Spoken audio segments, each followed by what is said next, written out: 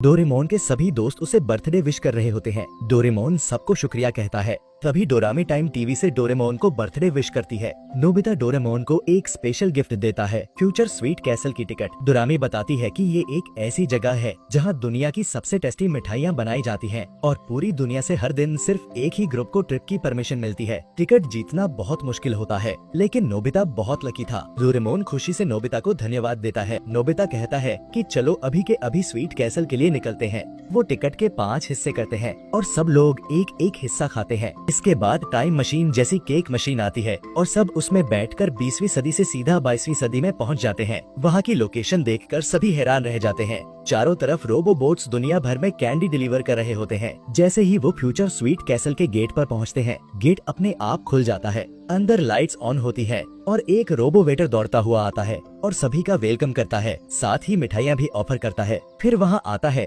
वही नीला रोबोट जो अपना नाम बताता है कैंडी। वो कहता है कि आज मैं आपका गाइड बनूंगा। कैंडी सबके नाम पहले से जानता है और डोरेमोन को हैप्पी बर्थडे भी विश करता है। अब ट्रिप शुरू होने से पहले कैंडी सबको कपड़े बदलने को कहता है। सब नए कपड़े पहनकर तैयार हो जाते हैं। अब कैंडी उन्हें वर्कशॉप दिखाने ले जाता है जहाँ कई सारे रोबोट मिलकर केक और कैंडी बना रहे होते हैं। वो बताता है कि ये रोबोट साउंड वेव्स पर काम करते हैं और ओकाची रिकॉर्डर ही वो डिवाइस है जिसमें सारी स्पेशल रेसिपीज स्टोर है जिन्हें मिस्टर मैक्रोन ने खुद बनाया है। कैंडी उन्हें वॉल्केनो भी दिखाता है जहाँ हर तरह की चीजें पकाई जाती है। सभी बहुत खुश नजर आ रहे होते हैं, लेकिन उन्हें कोई सीक्रेटली कंप्यूटर स्क्रीन से देख रहा होता है और मुस्कुराता है। कैंडी उन्हें एक जगह लाकर कहता है, मुझे ये जगह बहुत पसंद है क्योंकि मुझे और इस स्वीट कैसल को एक ही इंसान ने बनाया है। वो बताता है कि मिस्टर मैक्रोन का सपना है कि दुनिया भर के इंसानों के चेहरे पर मुस्कान लाना। शिजुका कहती है, ये तो बहुत प्यारा सपना है, और कैंडी कहता है, इसलिए मैं उनकी मदद करना चाहता हूँ। अब सब जाते हैं डोरेमोन का बर्थडे केक देखने। एक बड़े रूम में बहुत सारी पेस्ट्रीज और मिठाइयाँ होती हैं। सुनियो बोल उठता है, मैंने तो कभी ऐसी मिठाइयाँ नहीं देखी। फिर वहाँ आता है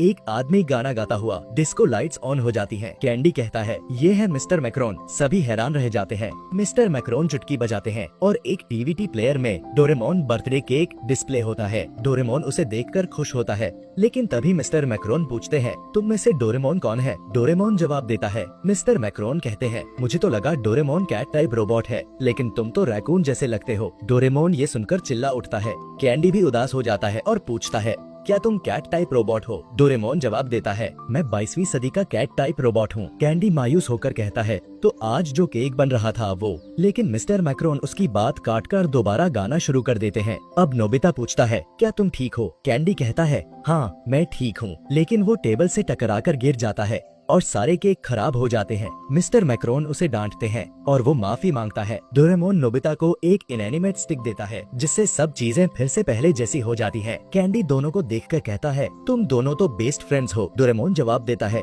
और ये ट्रिप भी नोबिता ने मेरे लिए ही अरेंज की है। इसके बाद मिस्टर मैक्रोन डोरेमोन को एक डीवीडी देते हैं और कहते हैं, अब तुम टावर में जाकर अपना बर्थडे केक बना सकते हो। कैंडी वो डीवीडी लेकर बिस्किट टावर जाता है और बहुत मायूस होकर उसे ओकाची रिकॉर्डर के पास खड़ा होकर देखता है।